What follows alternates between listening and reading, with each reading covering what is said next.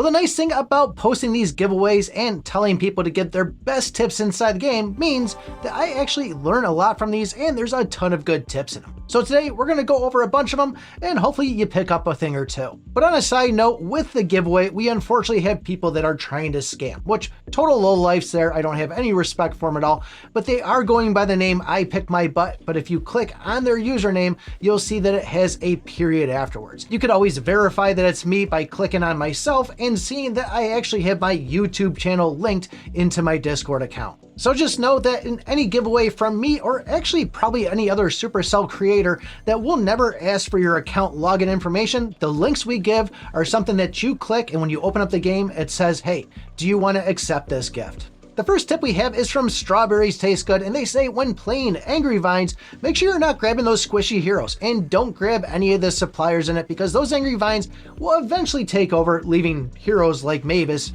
pretty much useless. Now, I myself never really pick any of the suppliers inside Angry Vines, but I do find myself grabbing squishy heroes for that high DPS. And I'll be honest, I don't really do too well in Angry Vines, so maybe I need to grab a couple more El Primos and even some Nitas in there to see if that changes it for me.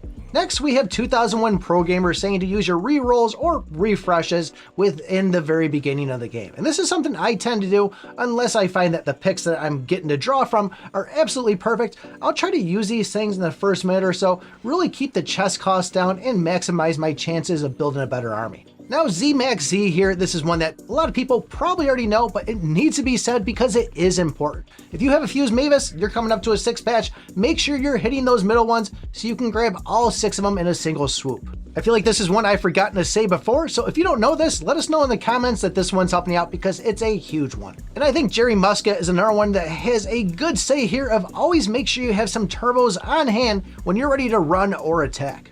Now, this is one that I absolutely love right here, and this is coming from Backup saying to use your shrink spells when you want to go in on a giant chest or even the giant mole. This is a great way to steal it from other players, and the fact that when you go and pop these things in the center, the coins pop out, majority of the players will retreat in the fact that they've been shrunk and they know they're not going to deal any damage. 9 Ounce Kid here has a great tip, and that's playing late at night depending on your region. Pretty much you go in when a lot of players aren't playing, increasing the chances of you going up against bots, making the game a lot easier, because let's be honest, these bots are nothing you really have to worry about. We've all had those moments where we log in, you play a game, you're like, there is nobody else playing right now, and you just find yourself getting good chests in good rank positions. What Nicholas Zap FE has to say here is something that I really need to start doing, and that's once you hit Squad League, hold off on upgrading any of your troops. If you already have them all maxed out, that's a different story, but for me, where I have a majority of 3 stars, this is a great easy way when a new world comes out to go and wait till then so you can quickly get back into Squad League once all over again. I've seen a lot of players do this, and I myself kind of lack on this. I like seeing that little green arrow going away, so I'm constantly upgrading stuff, but I think I'm going to try this time and see how fast I can get in next time. Ronald Romero says to spend that extra couple of seconds before hitting that battle button to really analyze what troops you can select when going into the game, and they like to split it into 3 ones. The ranged ones to pair with the archers, the melees to pair with the barbarian king, and then the suppliers to pair up with the miner. And I think this is a great way to go. I'm a big believer of looking to see what you can use. However, though, I'm not pairing them up like this. I really should start doing this. I find myself like, oh, I can grab the tank, I can grab a BK, and I really don't spend as much time as I should when going into the game. So this is one I'm actually going to try a little bit harder on to make sure I'm doing this. Now, Ashok Hamagan pretty much called me out on this one of don't start fights early inside the game. Just farm. Save those fights for those last minutes or so, and really try to be the third party. When you see 2 other ones clashing, make your sneak in then and do your damage. Yeah, you might have a strong squad in the beginning, but you might find you're going to lose a couple of troops, which definitely could put you behind later on.